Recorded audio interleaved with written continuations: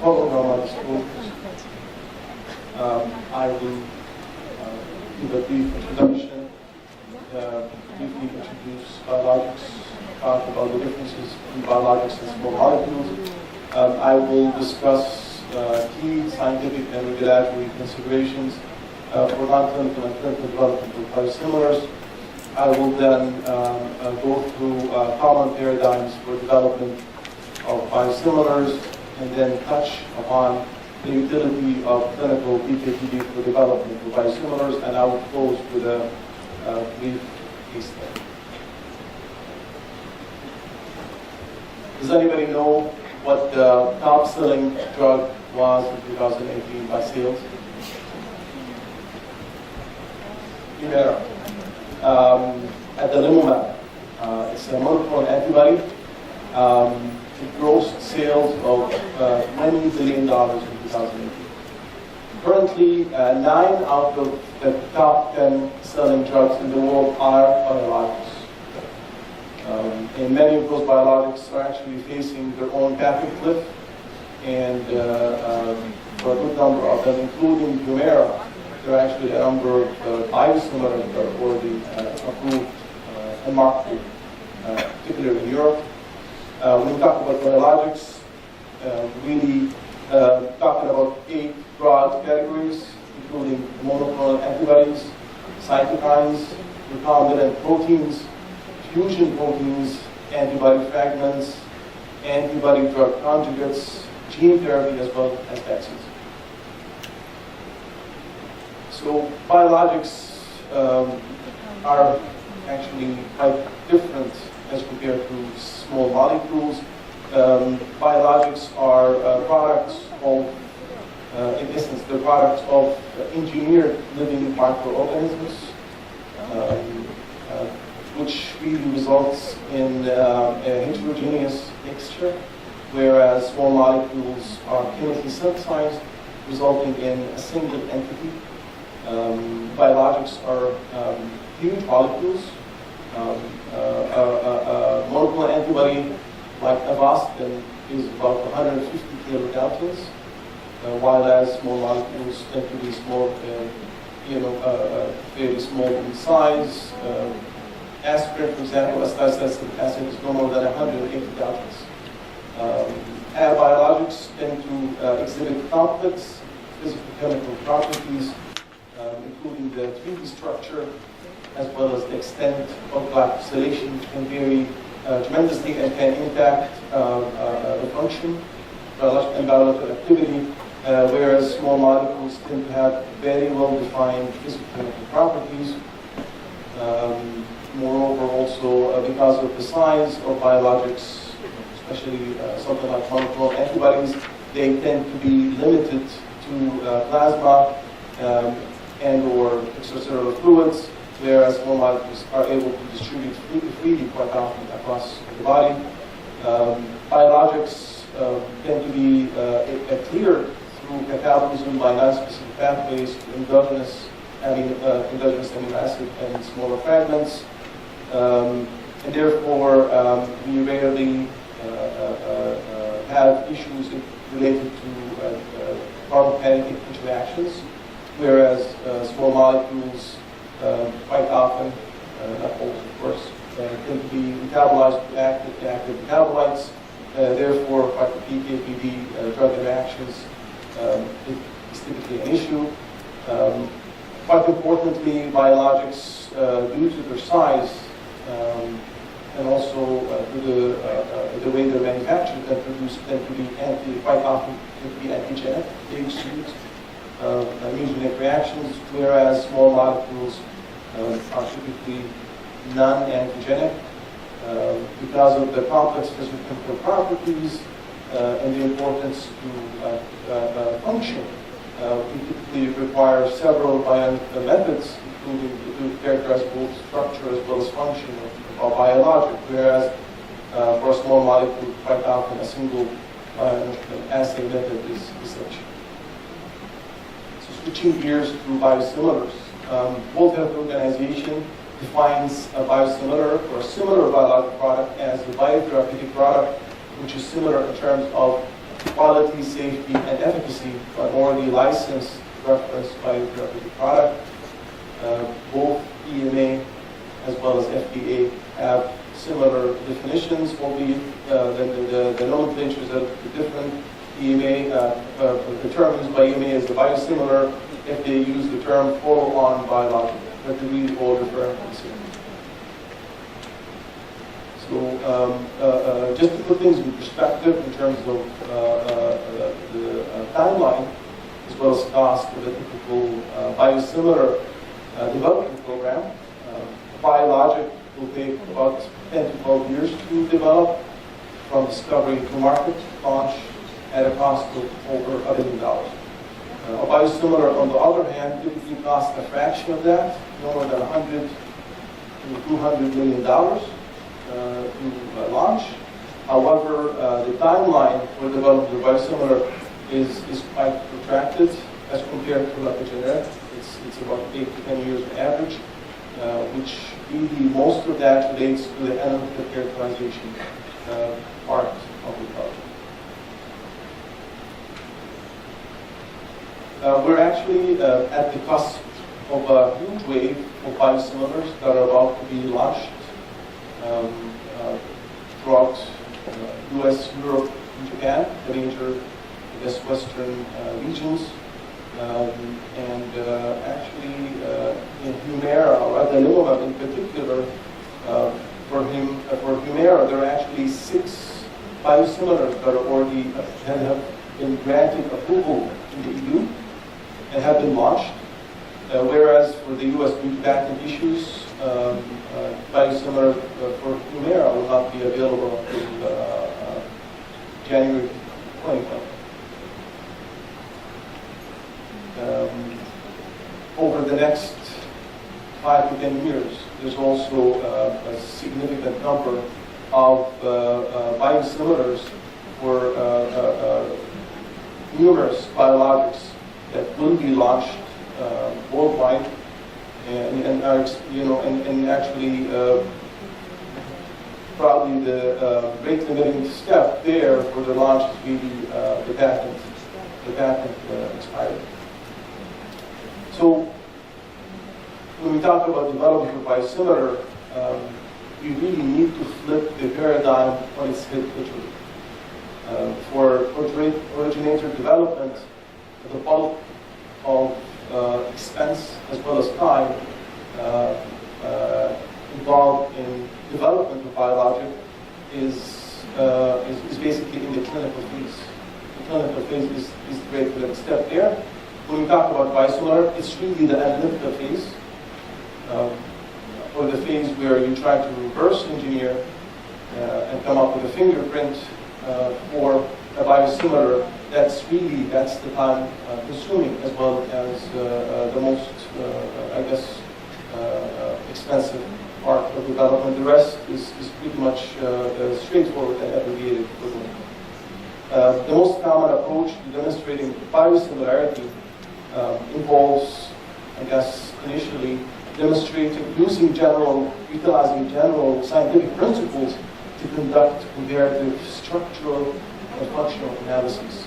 And that's the step where you try to reverse engineer the biologic and come up with your own biosimilar product that basically has essentially very similar, or if not identical, structure as well as function, if possible, to that of the biologic. That's the next step would be animal testing, followed by human PK and PD studies, followed by clinical safety and efficacy studies, and quite often clinical immunogenicity assessment takes place as part of the clinical safety and efficacy trials. So if we split those up into two, broad phases. Initially, the technical development, that's really the time-consuming part, as we said, where there is a need for thorough characterization of the reference medicine. There is a need for, ideally, the manufacturer or the sponsor wants to match the molecular profile or basically achieve a fingerprint of, in terms of structure and function, and, as well as biological activity of the originator biologic. And that's followed by preclinical phase 1 and phase 3 studies, where there's a need to demonstrate PK/PD equivalence.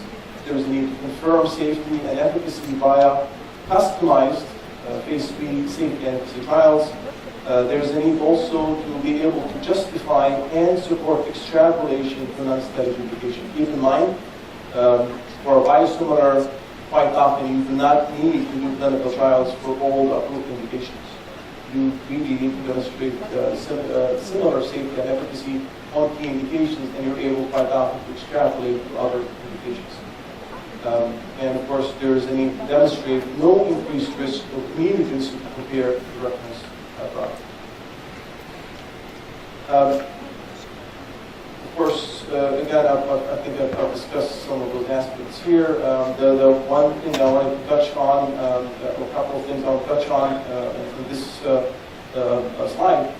In terms of non-clinical comparison, there's a need to conduct a battery of in vitro receptor binding as well as cell-based assays, as well as a host of in vivo PK/PD activity, as well as toxicity assessments.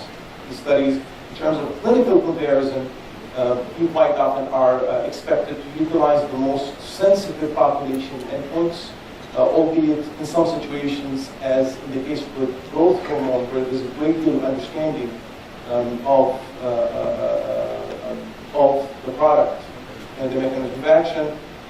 Healthy volunteers, as well as PK/PD and biomarker data, are usually sufficient for approval.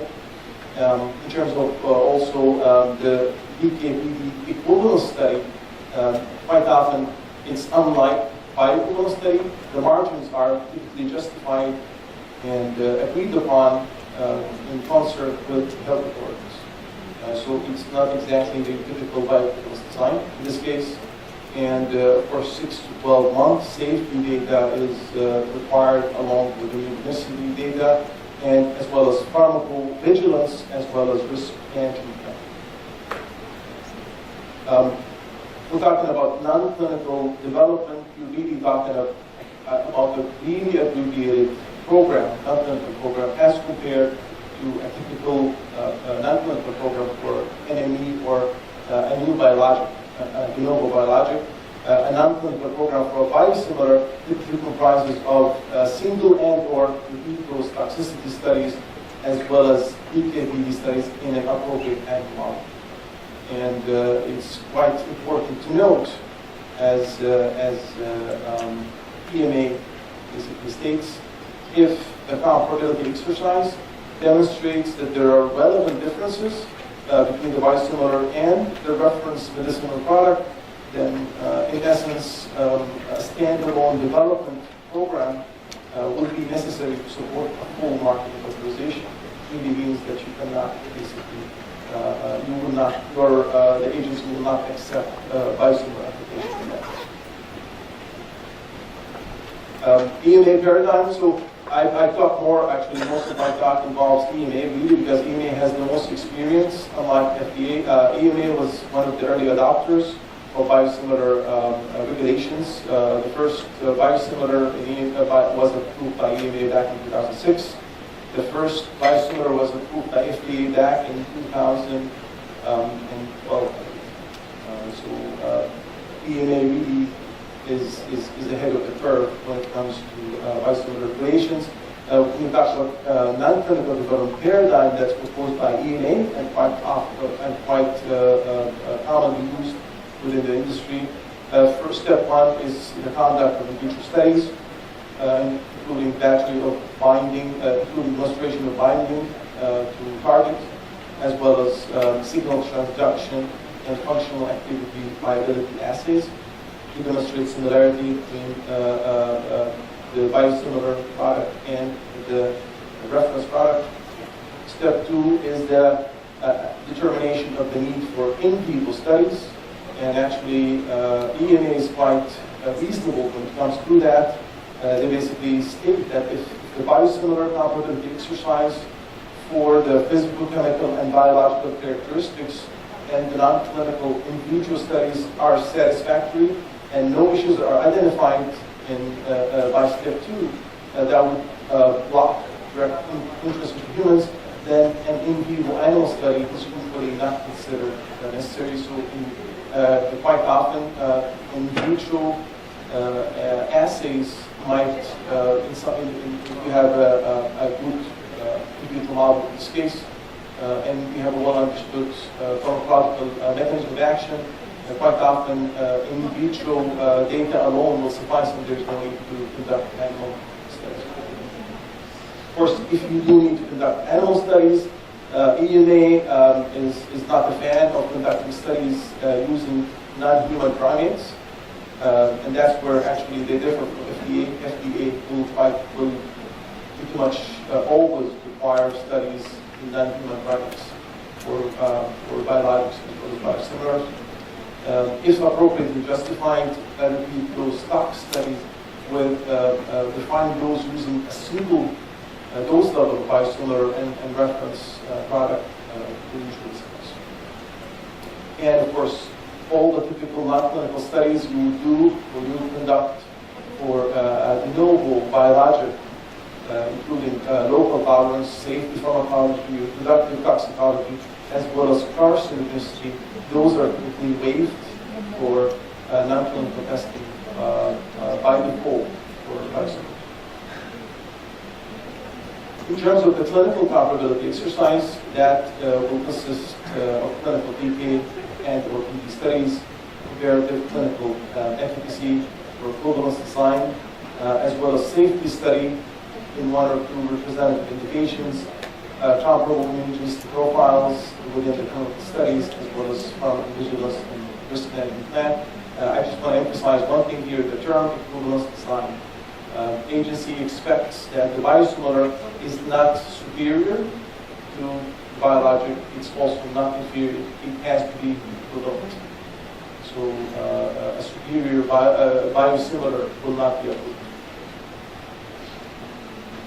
In terms of immunogenicity, that's a critical issue for any biologic. Anytime we talk about biologics, of course, immunogenicity is a critical issue that has to be brought up.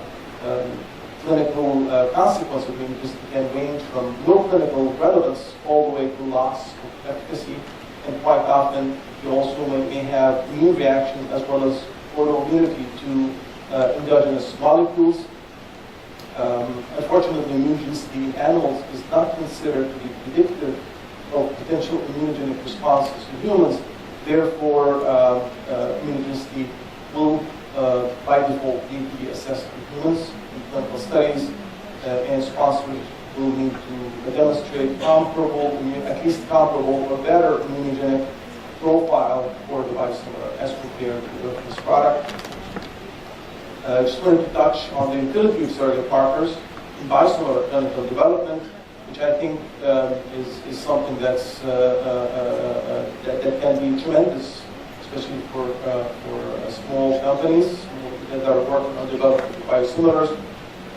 Comparative clinical PK/PD in lieu of clinical trial data may suffice whenever the PK of the pharmacokinetics of reference biologic is well characterized. There's adequate knowledge of pharmacodynamic properties and mechanism of action, and in cases where the selected surrogate biomarker is linked to efficacy.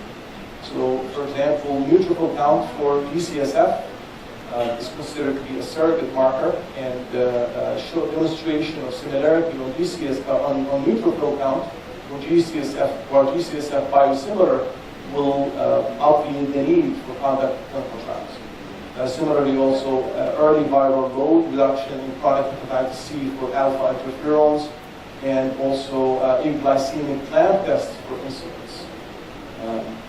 Of course, even EMA goes as far as basically stating even when the PD markers are not established surrogates for efficacy, but have some relevance for the pharmacological activity of the drug, as long as there is a clear dose or concentration response relationship that's been demonstrated, then they will accept in some cases, a single or multiple dose exposure response study at 2 or more dose levels instead of clinical trial data.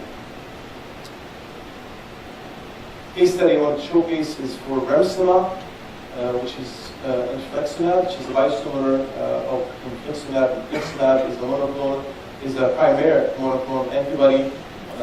It's been approved for some time now as Remicade by marked by J&J for the treatment of autoimmune conditions and other immune conditions. To support a biosimilar application, the sponsor, which is a Korean company called Celltrion, conducted both non-clinical as well as clinical programs. The non-clinical program consisted of a battery of in vitro primary PD assays, which studies to demonstrate similarity, a single-dose PK in rats, dose-finding study, as well as two pivotal repeat dose toxicology studies. As for the clinical program, that consisted of a comparative PK equivalence study in patients with ankylosing spondylitis, with about 125 subjects for patients per arm, as well as a clinical safety and efficacy study where they also assessed immunogenicity in about 300 patients with active rheumatoid arthritis. And as you can see from the curves, you can see pretty much when you look at how the biosimilar, or CP13, compares in terms of the PK profile to EU Remicade as well as US Remicade. You can see they're pretty much on top of each other. They're pretty much superimposable, which again, speaks to the validation. I guess validates the work that's been done by Celltrion and shows that their product, Remsima, is pretty much biosimilar with Remicade, and they've been approved in the EU as well as in the US as of the last few years now. I hope you found the presentation helpful. At the end, I have some references, including including list of EMA guidances on biosimilars as well as FDA guidances on biosimilars. And thank you very much. Thank you, Dr. Sulaiman. Any question, please? Please, Dr. Dr. Sulaiman, thank you very much. Very interesting. I have a good, fair idea about what is biosimilar because the people, the biological assessors, they were sitting next to me, and sometimes I can hear the discussions. And I'm sure that most of the biologicals biosimilar assessed by EU are from MHRA, because we have the biggest biological units there over there, but they are quite busy. The only thing I always consider about is actually because you said that you have to do reverse engineering for the candidate. Then yeah, of course, they come now with what they want to achieve.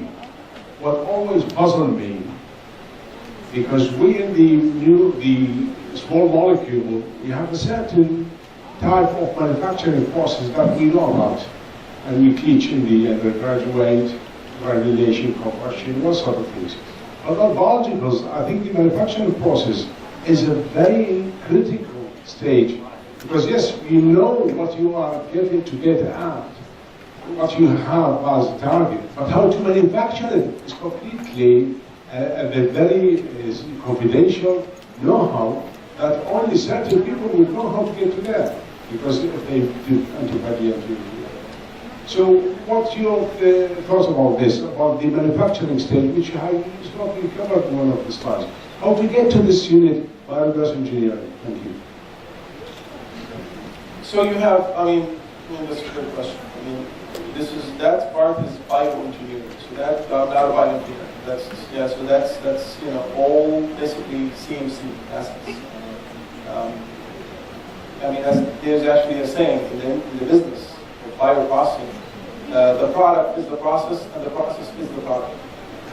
And that's actually true, because even sometimes you basically you reverse engineer E. coli, for example, so that they start manufacturing your monoclonal antibody for you. And then you harvest the product and purify it. And then and that process is laborious. But in reality, you cannot control it. Sometimes minor deviations in terms of conditions, temperature or humidity or salt content or this or that, the nutrients can have dramatic effects. I right up I recall examples that some of the colleagues would share with us. You could see, because of a change in temperature by like 1 degree, there was this dramatic difference in terms of the quality, in terms of the quantity of the product. So, that's, as I said, that's what most of the money goes to. That's what most of the time. There are actually companies that specialize, all they do is reverse engineer biologics, companies like Celltrion. And actually Celltrion has tie-ups with a whole bunch of companies where they basically will develop, they reverse engineer a given product and develop a process, and then, that technology is transferred, to their partner. That's something that FDA as well as EMA and EMD and others, they look at very, very closely.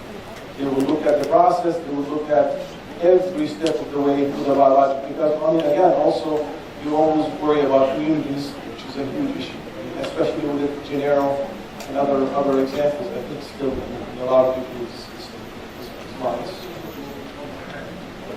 Of course. That's a whole different field. Honestly, that is. I'm not going to get into that. I'm no expert when it comes to bioprocessing and bioengineering. Definitely, that's. This is the easy stuff. What I'm talking about is actually the easy stuff. The tough thing is being able to match the structure and function. Dr. Sulaiman, my question to you is related to the title of the session, which is the challenges facing or the development of biosimilars in MENA region. We saw in your slides many biosimilars being developed worldwide, being approved in EMA or US FDA, but still we did not hear about any pharmaceutical company in the MENA region developing a biosimilar or even in co-development phase, early co-development phase with any international partner. So from your R&D experience in this field, what do you think that might be the reason? You guys have a couple of hours? Just shortly. That's a loaded question. I'll try to, it's good because I know others are waiting. I think one problem is really the know-how. There's honestly minimal expenditure when you compare the relatively larger pharma within our region compared to large pharma abroad. What they spend in terms of R&D is unfortunately trivial, relatively speaking. And I think another issue is, you need to take some risk. And I think a lot of the businesses, big companies here are risk averse. They want things, ready-made. So everybody sticks to generics. Everybody sticks to what they know. It's the easy stuff. Why venture out there and try something where you could lose millions and not come out with something that works? And I'm sure there are many other factors, that have to do with the economic and political climate and stability within the region. So, I think we can write a chapter about what's the question is. Thank you. Maybe Actually, from the experience, we have few biosimilars submitted to our regulatory authority, which are still not either FDA or EMA approved. And I get that because of the political issues. So still we are trying to evaluate and assess these products. But the main problem also in the MENA region, we don't have a laboratory to assess and do all the comparison between the different biologicals. So also this is a challenge which we face it, that we don't have the facilities. By the way, can I answer this question? Because I've personally been involved with the Omani FDA. They ask a question to us and we answer them. And when they ask about toxicity of one of the solvents. So just go to MHRA, they'll be happy to help you directly. Because we had a question from the Omani FDA about something, they passed it on to me and I had to ask them. So it is all free for you guys. Just make use of the MHRA. By the way, I just want to say something. I've been contacted by a company in Jordan. They want to buy a biosimilar from another company. And it happened that my colleague assessor, he is actually a biological assessor, senior biologist, and he had his own consultancy. And I said, his name Patel. I said, Dr. Patel, can you please see how much this company would like? He said, I'm going to the meeting tomorrow, and I'll let you know. Then he texted me to say, Dr. Hindawi, forget it. Because I see the figures for the exchange of the information. It's just beyond this world. Phenomenal. I said, thank you very much.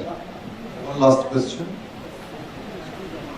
As I know, there is some manufacturer in the region started already from some years to produce biosimilars, especially in the United Arab Emirates. Your farm started to produce erythropoietin, glutathione, and insulin in the plant number 8. And they was very successful in that, but the problem was to register such products. And there is also attempts in this from some years already, from I think 2010, something like that. They produced already erythropoietin and insulin. That's a fair point. And I think one other issue I think that haven't gotten to is also, I guess, the regulatory framework. Having a regulatory framework and having clear guidelines that you can work within to be able to get approval. I don't think the expertise is available, adequate expertise is available within the regulatory bodies and within the industry. That has to be done. So yeah, I think unified maybe guidelines, I'm not sure guidelines across. Just one comment. The biosimilar company have to do or has to do comprehensive work, starting from comparability of quality before starting the non-clinical and clinical comparability. They have to do reverse engineering, as we said, and refer to literature to see and to know the starting material and the cells used by the reference product to compare their product from the start beginning, even from the active substance and finished product, the cells used in the reference product, the primary structure, tertiary, secondary structure, the decochemical properties. So have to do the quality comparability before moving to the non-clinical and clinical comparability. Correct. I mean, I'm sorry if I misspoke, but it's a stepwise approach. So once the quality part, and analytical part, the technical part is done, and you have basically you're able to match the structure and function. You have a product that meets the structure and function comparability to the biologic purpose product, then you can move on. So I apologize if I did not, Thank you, Dr. Sulaiman. Now welcome with me our next speaker, Dr. Huda Langar. She's the WHO Regional Advisor for Vaccines, Regulation and Production. Welcome, Dr. Huda. She will update us about the WHO perspective and approach in biosimilars assessment and registration.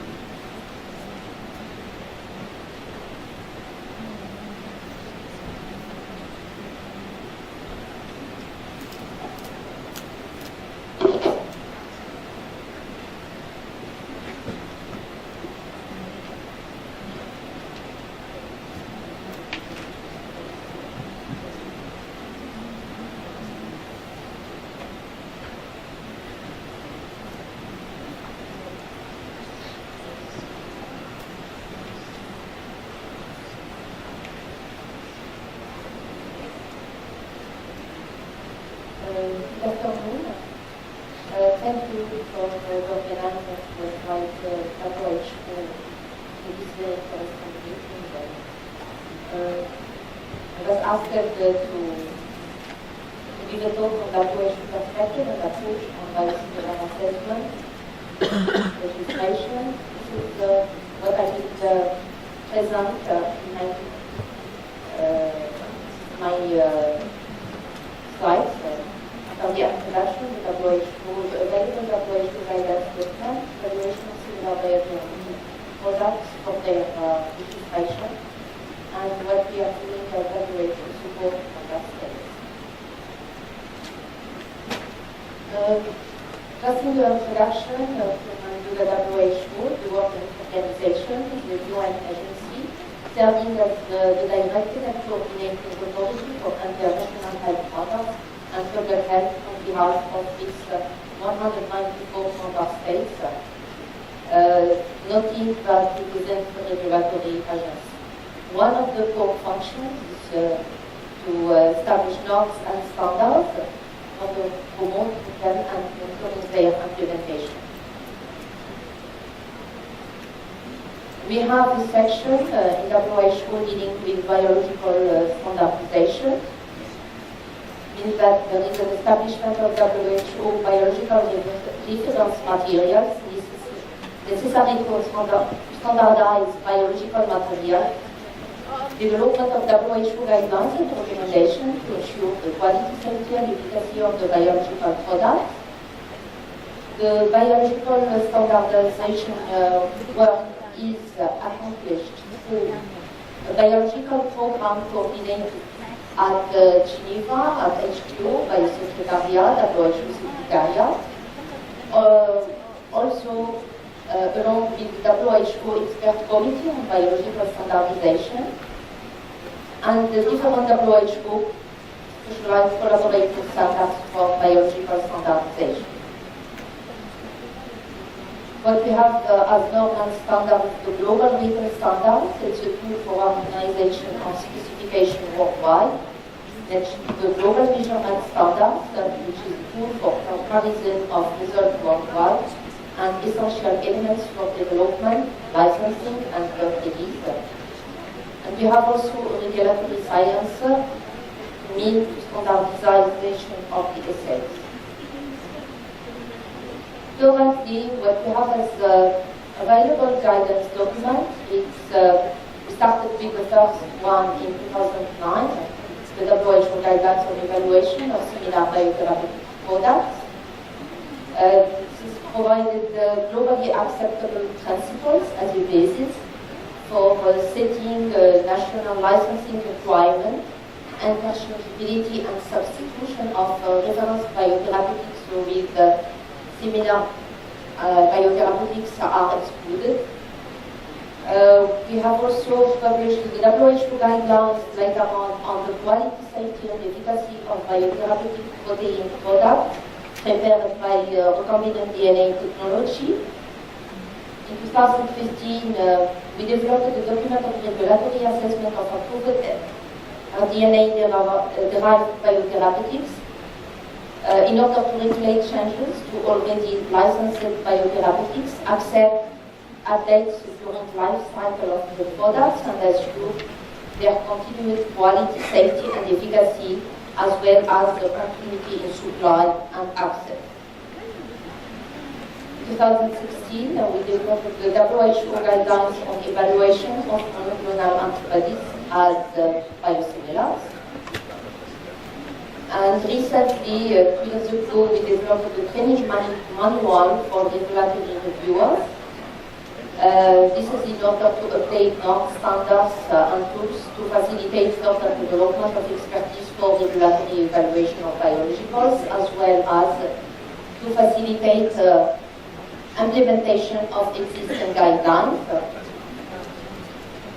In addition to that, we developed also WHO guidelines on procedure and data requirements for changes to approved biotherapeutic products. And recently, in order to complement the WHO guidelines on evaluation of biosimilars that was published in 2009, we recently, the ECBS, endorsed a document which is called WHO Question and Answers for the biosimilars, similar biotherapeutic products. With regard to the evaluation of the similar biotherapeutic products, we call it this, which is common, the common term used is biosimilar. As definition, as it was mentioned in the previous presentation, it's biotherapeutic product similar in terms of quality, safety, and efficacy to an already a licensed reference biotherapeutic product originator. And the regulation of biosimilars should be performed as biologicals. This was a recommendation of ICRA a few years ago. And the generic medicine or biogeneric regulatory approach cannot be applied, and as it's not appropriate, it has not to be used as characteristics associated with the authorization process and market use of generic medicine. The effective regulatory oversight is critical for assuring quality, safety, and efficacy of the biosimilar.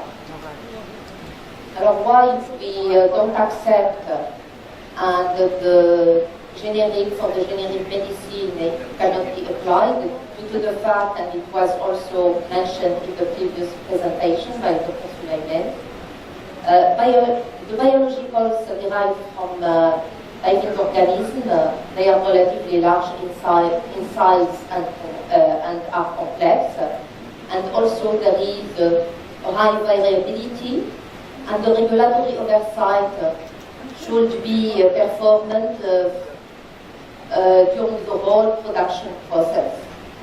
While for the pharmaceutical drugs, the origin is a chemical source.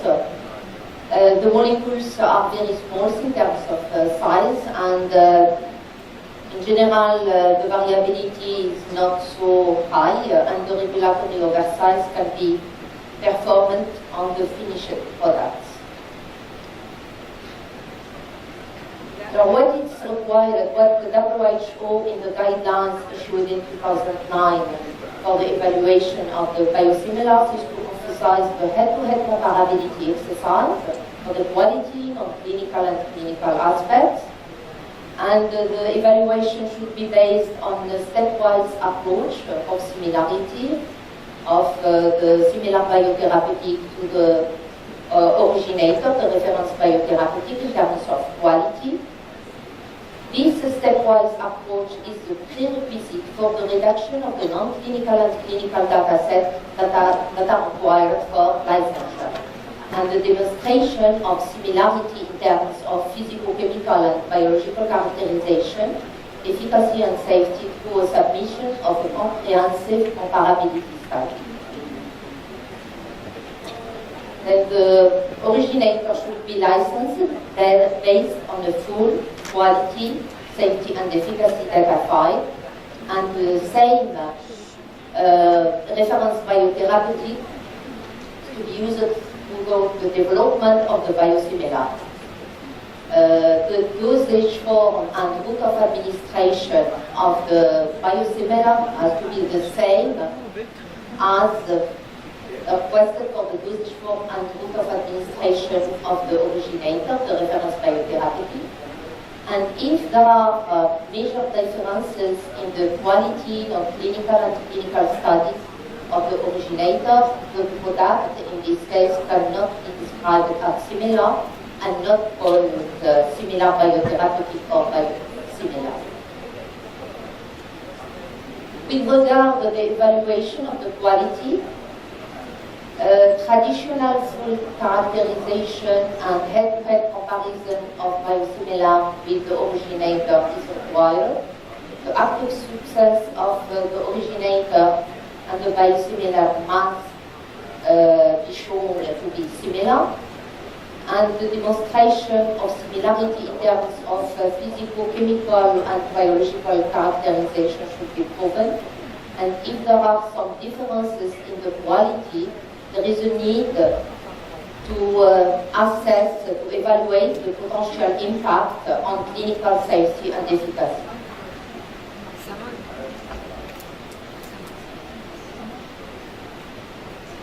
For the clinical characterization and the clinical studies have to be designed to demonstrate comparable safety and efficacy of the biosimilars to the reference.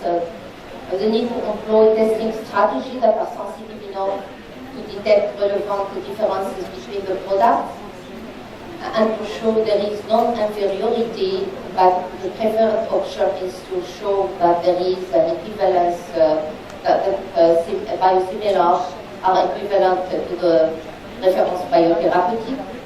And with regard to the extrapolation of indicators for the biosimilar, they can have less indications, but not more indication than the reference biotherapeutic.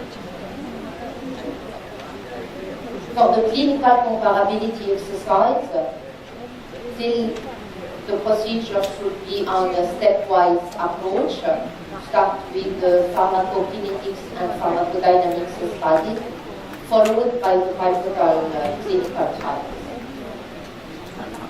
For the efficacy studies, they have to be designed to detect possible differences in safety and efficacy, and of course not to repeat the entire phase 3 studies, to demonstrate inadequate involved randomized and parallel group clinical trials.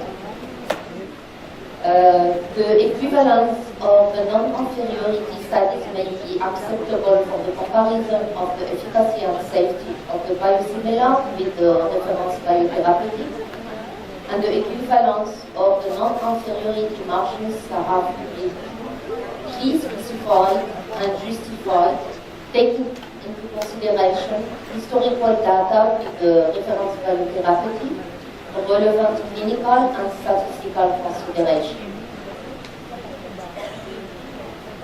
Regarding the safety and immunogenicity, general the safety data are obtained from the efficacy trials.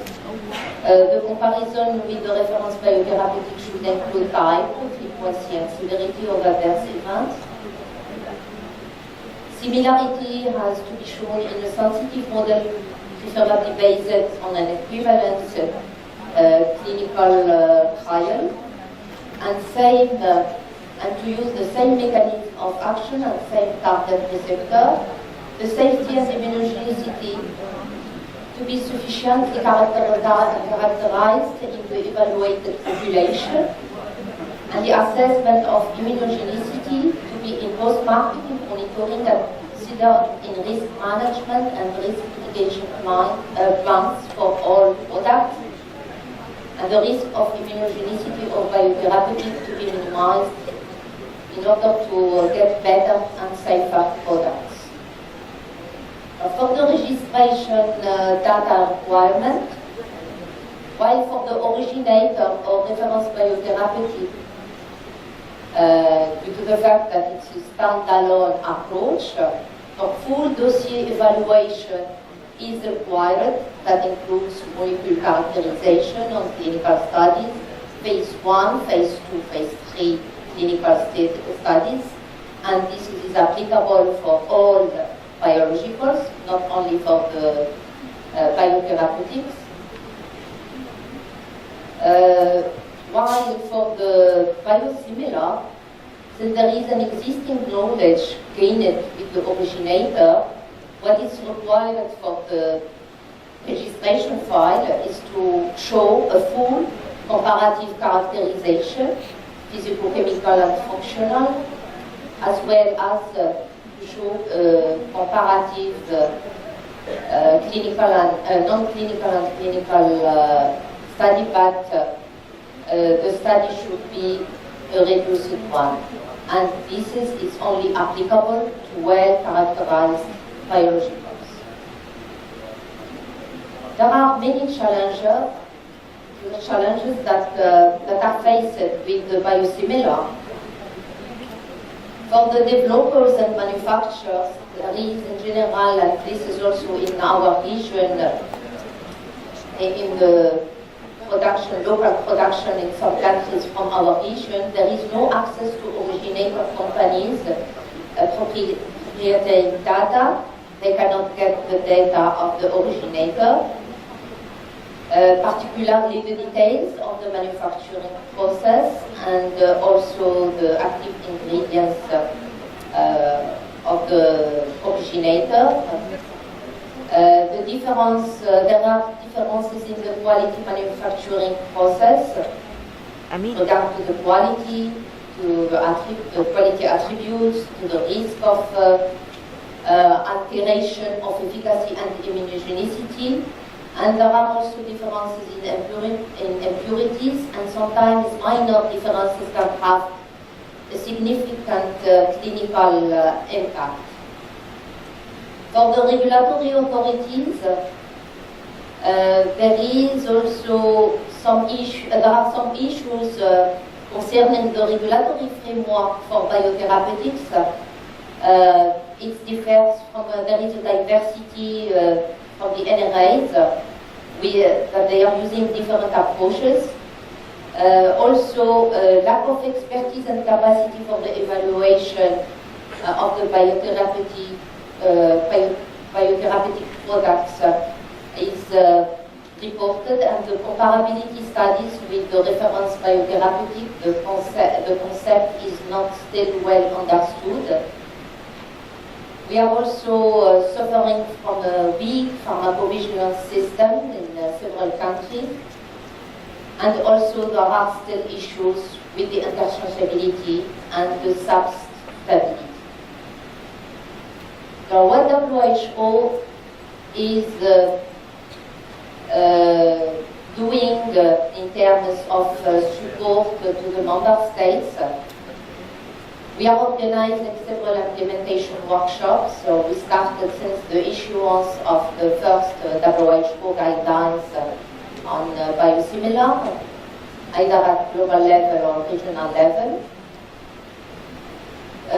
We consider this as important tool in achieving regulatory conversion, and also to gain experience and to share the experience among the countries, and also to use many case studies in order to practice some evaluation principles. In last year, in our region, we organized for the first workshop really for the implementation of the WHO guidelines, and many countries were excited to have this. They were very active during this workshop. In addition to that, the WHO since 2017, due to the importance of the biosimilar and the increase of the use, the increase of the manufacturing around the world, they decided to pre-qualify these products. Particularly, we started as a pilot phase for two products used in cancer treatment, the rituximab and the trastuzumab. It's under process for the time being. As conclusion, it's very important to implement the WHO guidelines for the evaluation of the biosimilar, to register them, and this should be based on the full comparability study, in addition to the use of EMA or US FDA guidelines. There is a need to have a risk-based approach for the re-evaluation of the already registered or licensed and marketed biotherapeutic, previously the ones that were licensed as a generic medicine. And the member states are requesting WHO for more implementation workshop of the WHO guidelines with regard to their evaluation in order to strengthen their national regulatory capacity. Thank you for your attention.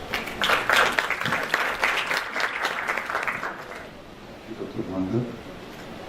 Any question, please? Yeah, actually, it's nice to hear the recent updates regarding the WHO PQ on biosimilars. Is it going to be per indication or per product? Sorry? Is it going to be per indication, the PQ, or per product, like vaccines? Per product.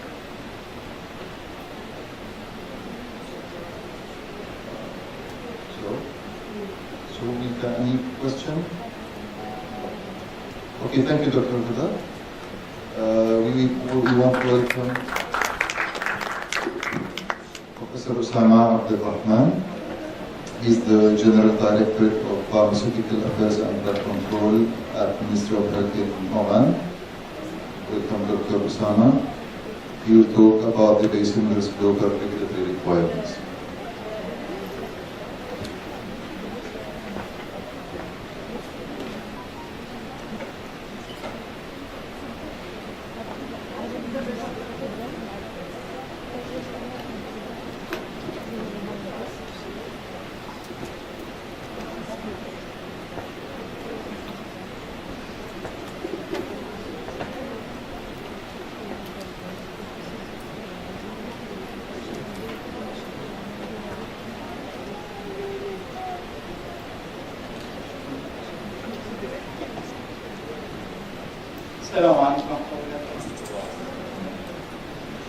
I'm the first one here. Before, I hope that you will enjoy with me. As a first, I would like to thank the organizer, especially Dr. Abdul Muhammad, for the excellent symposium that gave us the time and the process of opportunity to gather and share our information with the curious between the groups. My presentation will be about the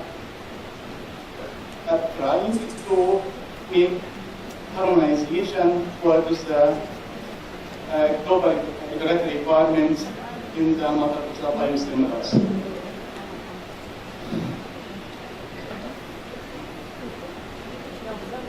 Okay, first of all, I have to mention that the views and opinions which here presented is my own opinion, which I gathered through my career through the academia and the industry, and now in the regulatory. That means I could be a good focal point to understand all points of view for all participants here in the symposium.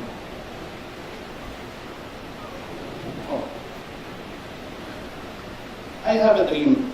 As I came here in 2007 in this region in 2007, everybody in this time talk about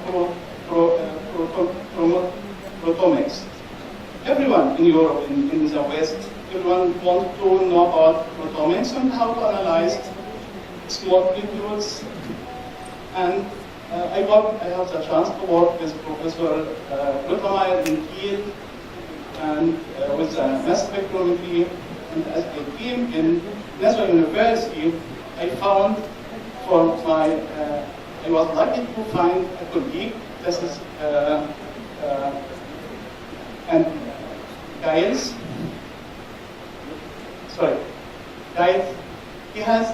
he was a very experienced person, and I asked him how to start to bring the students and to bring them the principle of proteomics and biocommercial products.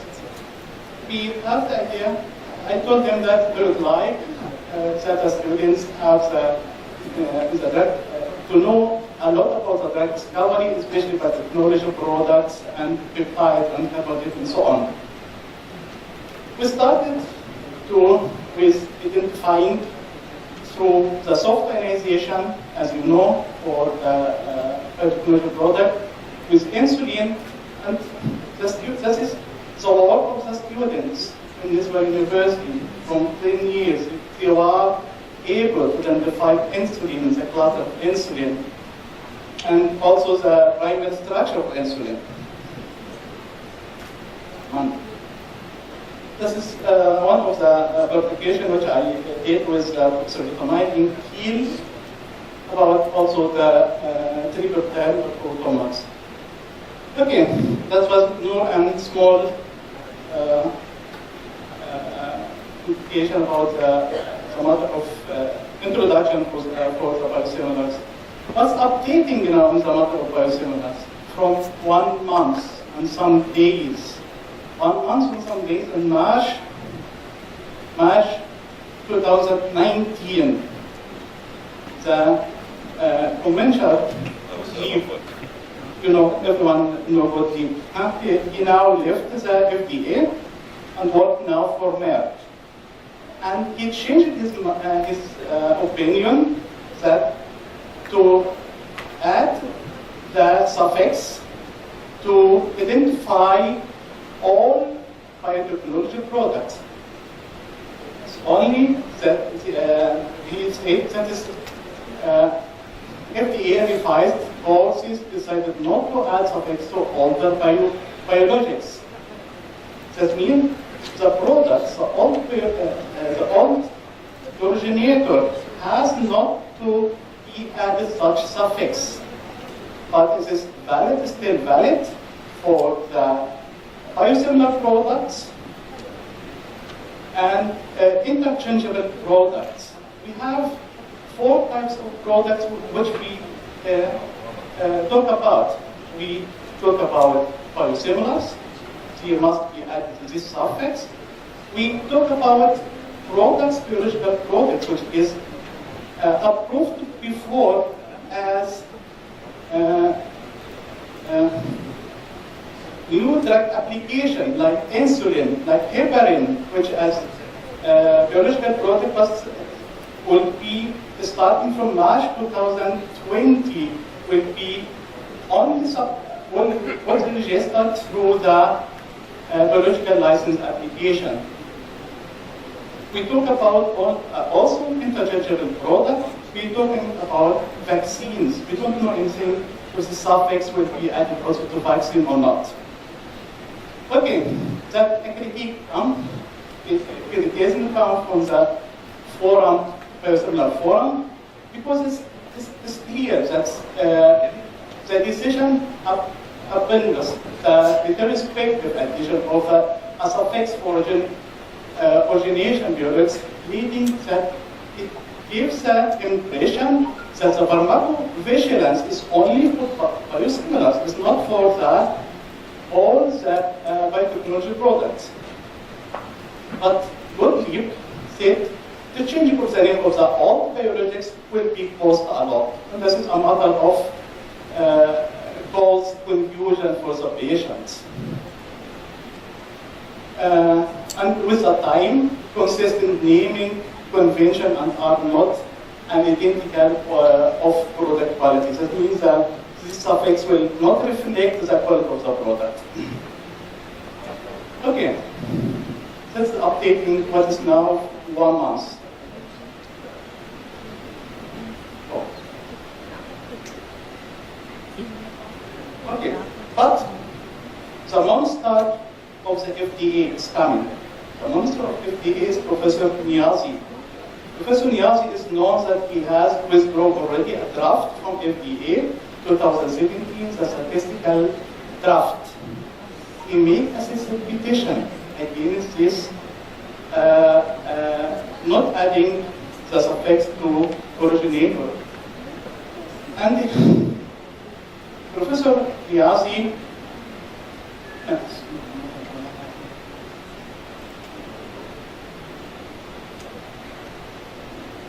sorry.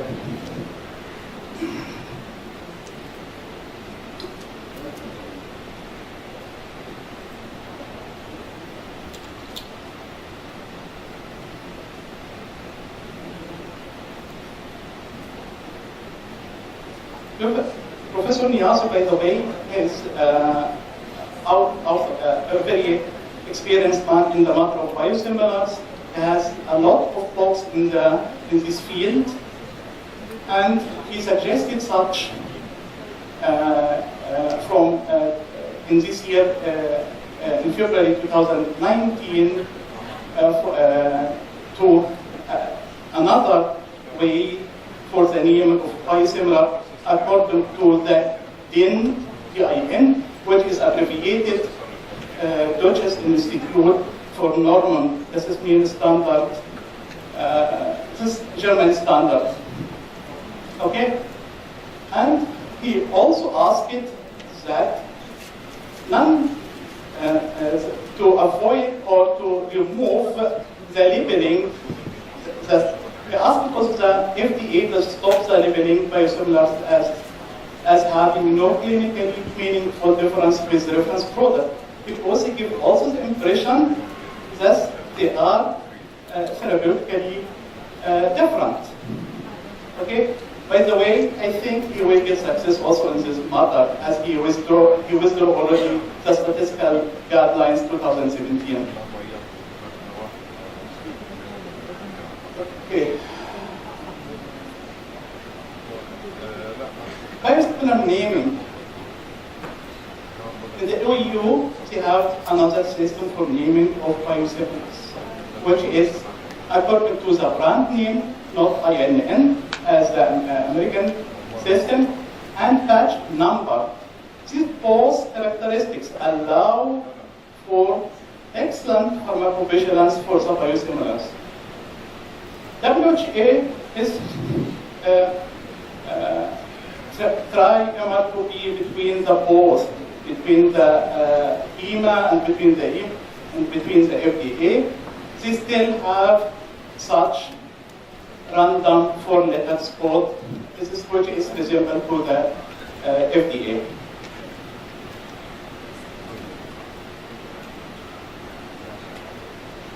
Okay, I think Dr. Fayumi and my colleague from WHO talking about the development of the biosimilars, and he talked about the totality of patents, which is very critical for development of biosimilars, especially in the development process. Here, we measure the residual uncertainty. The residual uncertainty will be measured through a stepwise approach. That means that the next step will not be approved before be sure that the residual uncertainty be too low.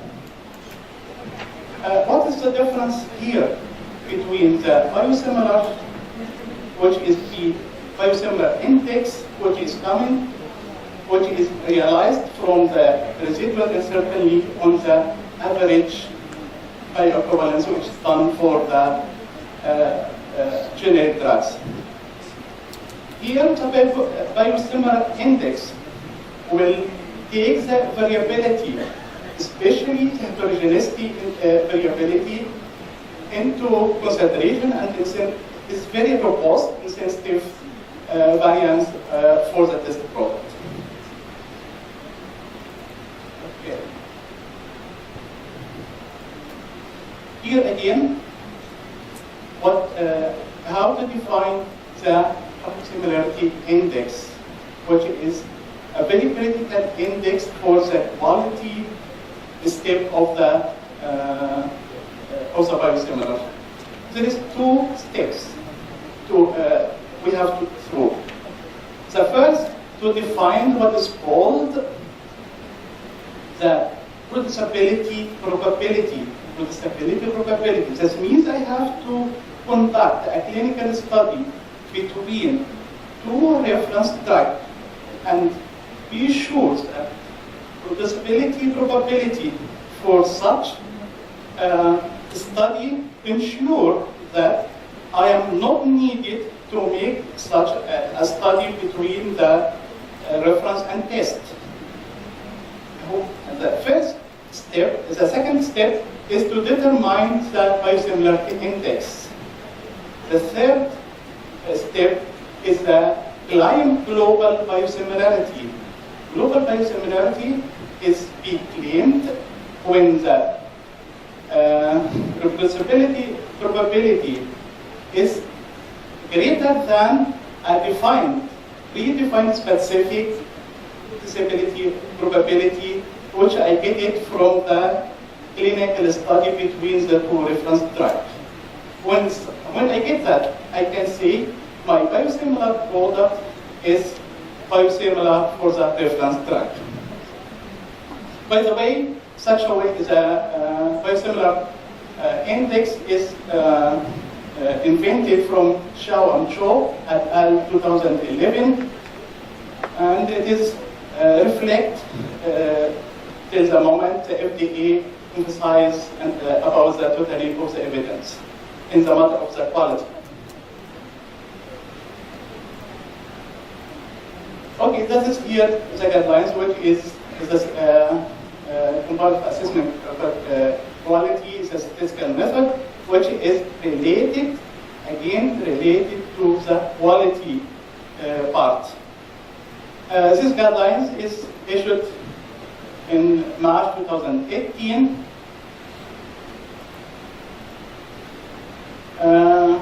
There is, besides the biosimilarity index, there is a lot of quality assessment for the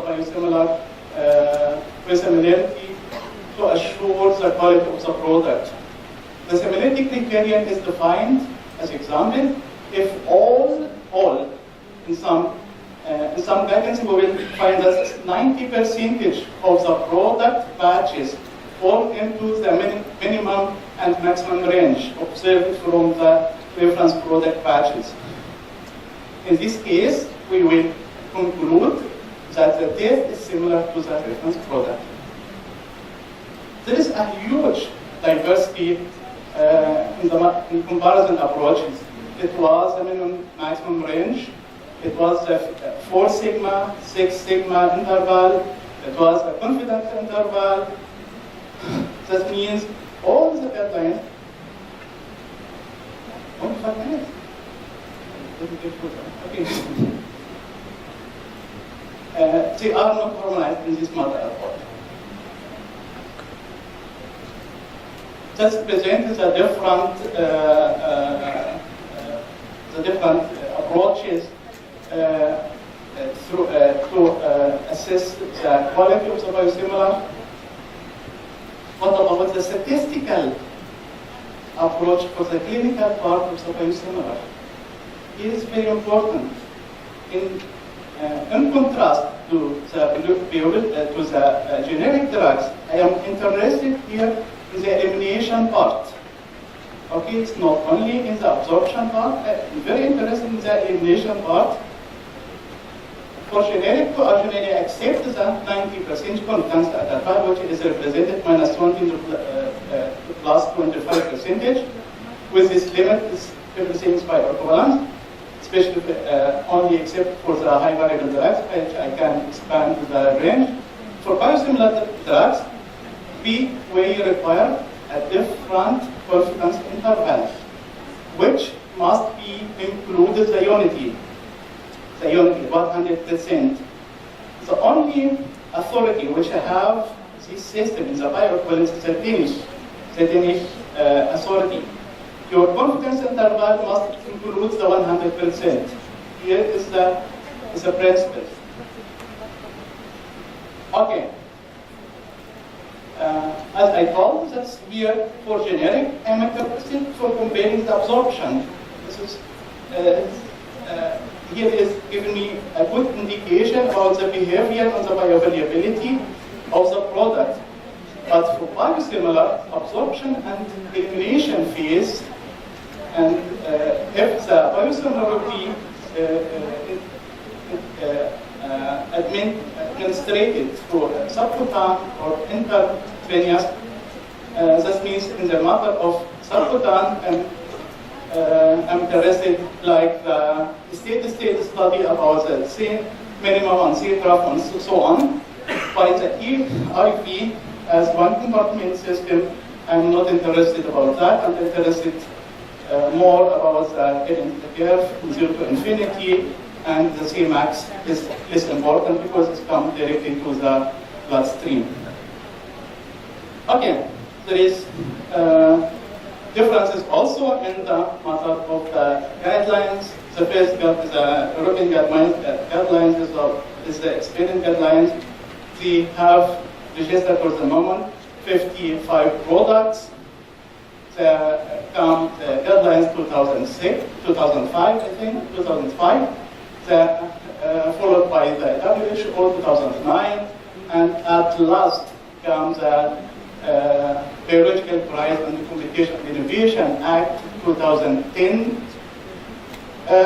In the FDA till the moment they approved only 17 products, biosimilars, 7 is launching, 10 products is still binding.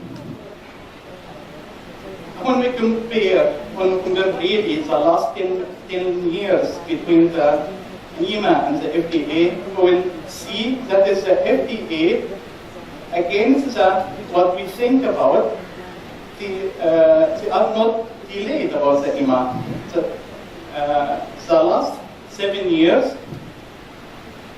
here the EMA, the FDA approved 17 products in contrast to the EMA approved only 13.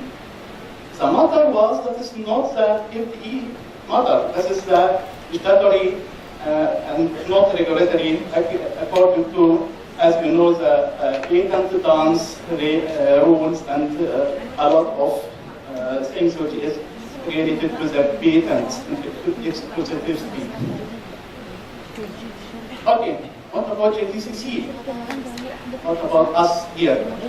This here, the guidelines which is implemented here in the area. GCC, which is issued in 2016, is adopted from the EMA. Mindly, please allow me 5 minutes. Please allow me 5 minutes, because this really is, I cancelled already the half of the slide. Okay, and it's implemented already from the EMA and ICH. Okay, there is also trying to make such harmonization in this area, in the GCC area, was very interesting, very ideal. What is here mentioned that the WHO is in their committee discussion, they asked the WHO to create a master cell for one product only, okay, but this is a start, to submit it to as a master cell bank for the biosimilar manufacturer to avoid the variability in the production of biosimilars product, which is really according to such publication which came in October 2018, which told us that both are in Ghent, Belgium University, told us it is unacceptable that the originator, the unacceptable originator companies can retain such a powerful position. We have, the authority, have to deposit that still bank of the originator till a certain time, 2 years, 3 years before the starting the biosimilar manufacturer to produce his biosimilar product, and in this time the biosimilar product can be kept this cell bank to start his biosimilar manufacture, and this at that way you can avoid the variability in the biosimilar product. Difference.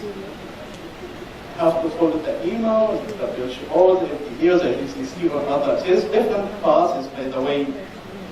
The only countries which have two passes is Brazil. Brazil has a pathway for development of biosimilars. One is the comparative, like the others, like the EMA and the FDA, and the individual. But when we talk about the reference product, we have different issues also. I'm sorry. Okay. I have to stop. Conclude. Okay. Conclude the yes. This year, harmonization will be written with state or with S. That's the conclusion. I'm sorry. Thank you. Thank you. Any question, please, Dr. Osama? Dr. Osama. Dr. Sulaiman? Very quick question. I think you touched on naming, nomenclature, the issues related to naming, and I guess just for clarity, I guess the issue there is the concern by originator, manufacturers, originator companies that regarding interchangeability, right? This is to ensure that the products are not being interchangeable in essence, which would complicate efforts for those products to be interchangeable by having different names. But when you do that, you have to do that for otherwise you have the impression that the biosimilar is low quality than the infusion. It is not fair. I mean, well, I think we should give the audience the chance for, let's say, 10 minutes discussion, and I would like to take up a point which was mentioned more or less by all the speakers, in particular the two out of this region. Why don't we have development of biosimilars here in this region, and what should be done to support industry? So what I heard is that is, of course, financial aspect. It takes a lot of investment which is necessary. It's also the question, is it possible to get a return of investment if you market the product only in this region, because that's essential. Because if you invest something, I think the market here in this region would not be sufficient to get a return of investment. That's at least my assumption. Therefore, I would like to open it to the audience and to industry representatives. So you need to have the vision to market it also outside the GCC region and MENA region. And that means you should consider the requirements in the other regions. You cannot go your own way. Just to discuss with your authorities, let's find a way that it is possible for us to achieve the requirements, because that will not help you. So what is your opinion? What are the questions from pharmaceutical industry? Which companies consider going this way? Or are we talking just above your heads that you are not intending to go that way? I don't know that, and therefore it's really a question from my side. okay. As long as the price reduction scale in the margin between 70-30% also follows, it's not a complication like generic products. And then you get the price reduction is 70%. There is a lot of regulatory hurdles and difficulties to besides the investment, as you mentioned. But I think that what is only very expertise in this region. Not only, it's also one element. And it's a question, where does the reference product come from? And I think there's only one about it. I saw the list, and if we talk about this list, it's a nightmare. Because Europe and the US is already talking about an international reference product, in particular for biosimilars, because in most cases they come from one kitchen, so to say. There's one fermenter somewhere where this product is being developed, and so it is probably easier than with the chemically defined product, which have been manufactured in many, many countries and many, many sites. So you would stick to that, and then the requirements are same. Therefore, it's of course a question of investment.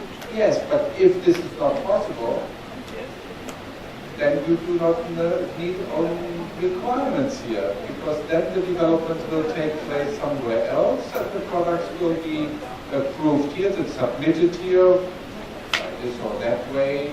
Of course, with companies here in the side, but this is not the development here in this region. As an initiative, the government support, not at the same time, the region, both really a big chance to avoid such development.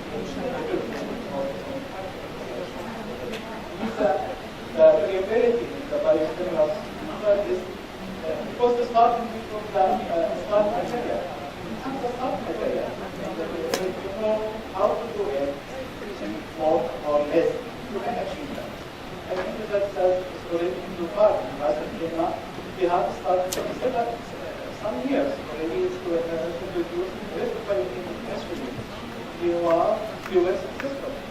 Really, but nobody wanted to register them because it's not a good cure.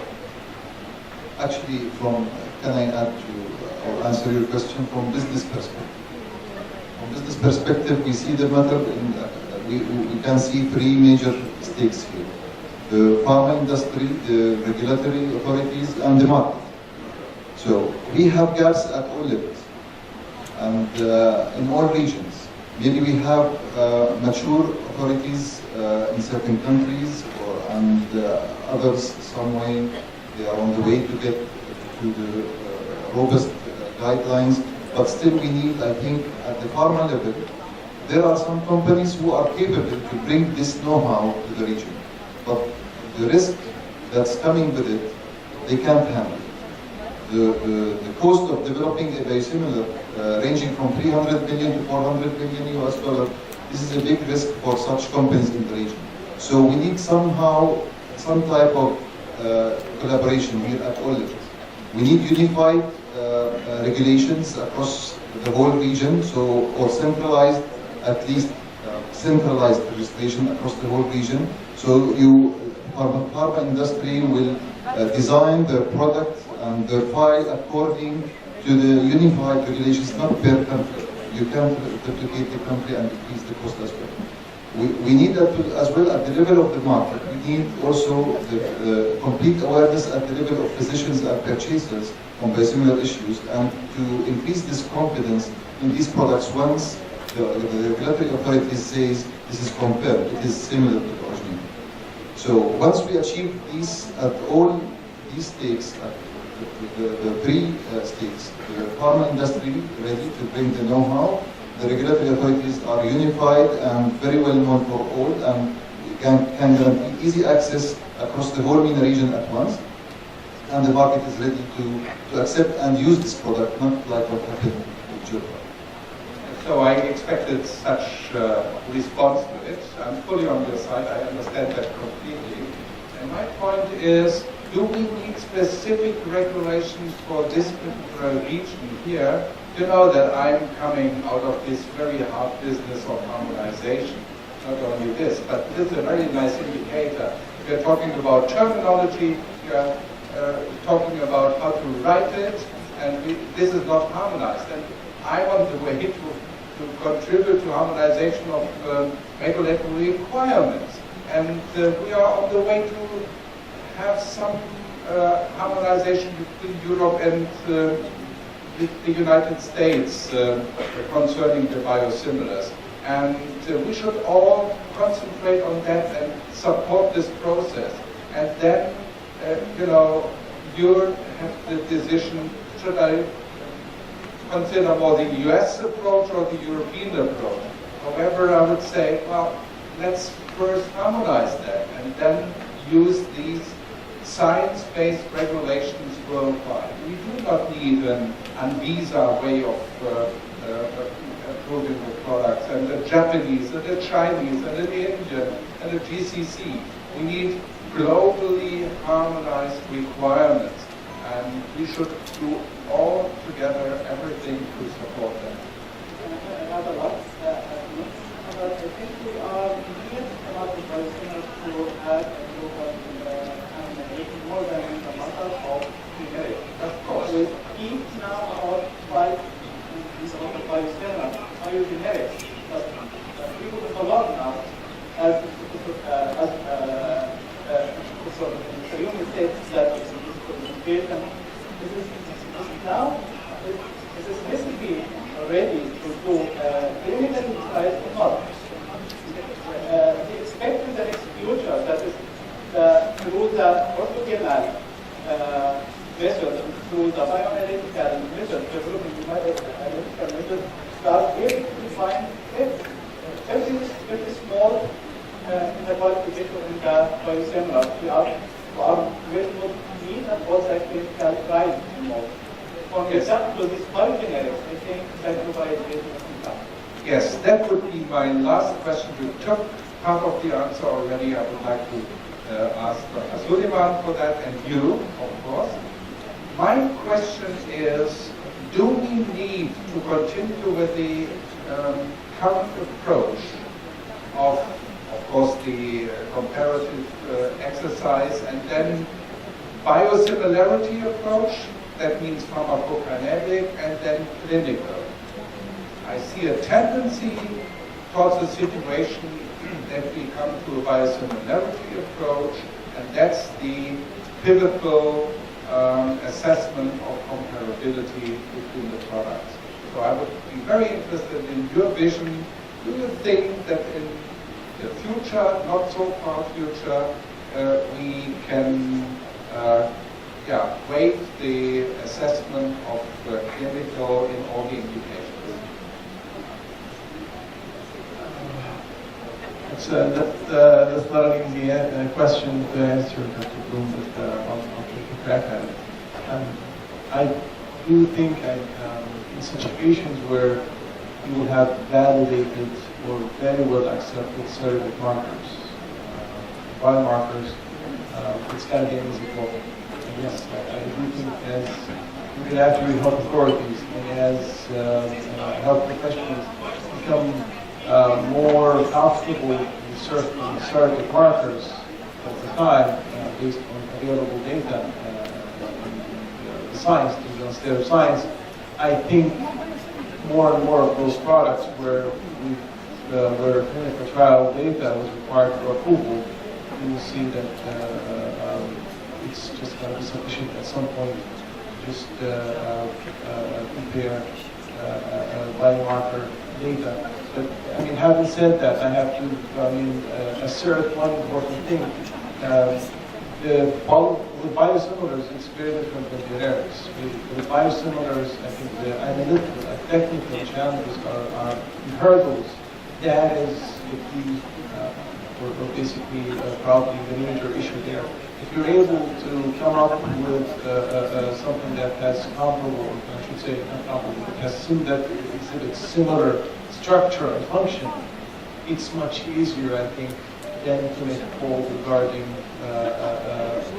comparability on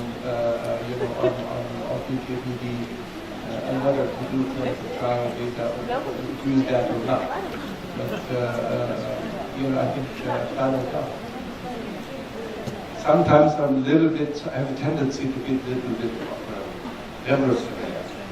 I would go a step more forward. Could we waive the PD parameters just based on PK? And we did some studies in the development of biosimilars, and I do not know a single example where we could really perfectly show biosimilarity. And of course, the immunogenicity is a different issue.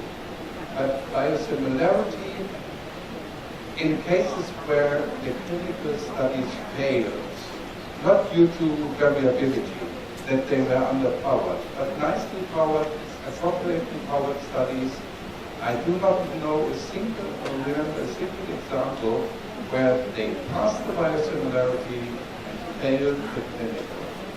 So therefore, this question, I know that is under discussion, and I think there could be, that was the background for that. But of course, immunogenicity is an issue, no doubt. However, the tendency is that biosimilars are better in terms of immunogenicity because they have 10 years more of technical development and improvement. So that's it. Okay, thank you very much. And I give you 20 minutes now for coffee break because I know that it will take half an hour to be back here, and enjoy coffee.